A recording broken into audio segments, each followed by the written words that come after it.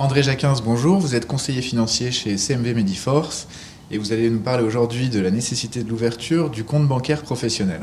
Alors, est-ce que cette ouverture est obligatoire? Et oui, l'ouverture du compte est obligatoire. Déjà pour séparer au niveau privé et professionnel. Effectivement, tout ce qui est lié à l'activité professionnelle doit être déposé sur un compte professionnel. Donc effectivement, il est judicieux d'ouvrir un compte professionnel en banque. Oui, tout à fait. Quel est l'intérêt d'avoir un compte professionnel? L'intérêt, si vous voulez, vous pouvez... soit en plus, ça dépend suivant l'activité que vous faites, sous quelle forme vous le faites. Si vous le faites sous forme sociétaire, une personne morale, donc il faut ouvrir un compte, rien que pour déposer le capital de dépôt de la société. Donc il faut vraiment ouvrir un compte professionnel. D'accord. Et quand on le fait en privé?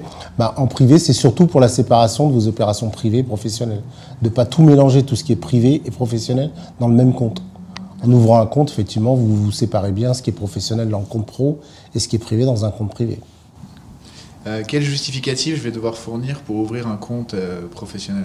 Alors, s'il s'agit d'un compte professionnel avec une formule sociétaire, il faudra amener les projets de statut de la société, ou soit le cabis si elle est déjà enregistrée. En général, il faut les projets de statut, une copie de votre carte d'identité et un justificatif de domicile. Qu'est-ce qu'une convention de compte professionnel? Alors, une convention de compte professionnel, c'est ce qui va vous engager vis-à-vis des relations que vous allez avoir avec votre banque.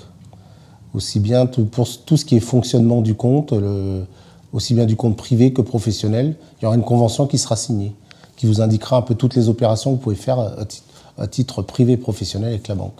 Comment on négocie des tarifs et comment on négocie les termes éventuellement d'une convention de compte professionnel? Alors la convention est signée en elle-même. En général, pour les professions professionnelles libérales de santé, il y a des conventions spécifiques avec des tarifs spécifiques pour les professionnels libéraux de santé. Qu'on peut négocier ou... Ah oui, tout à fait, oui, tout à fait. Quels sont les points importants à négocier? Les points à négocier, c'est si vous allez avoir, si vous avez besoin de tout ce qui est au niveau crédit, au niveau des taux de crédit. Au niveau du fonctionnement, en général, le fonctionnement, c'est de quoi? Ça va être une carte bancaire, qui est compris en général dans un forfait, une autorisation de découvert, mais y a pas. C'est surtout au niveau du crédit. Quel est le rôle du gestionnaire d'affaires? Alors, le rôle du gestionnaire d'affaires est un rôle d'accompagnement. Il va suivre le professionnel de santé, aussi bien à titre privé que professionnel, pour l'ensemble de ses opérations. C'est-à-dire poursuivre pour l'installation.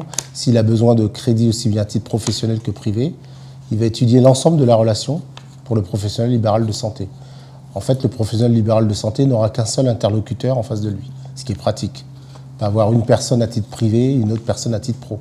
Avoir un seul interlocuteur, c'est plus pratique.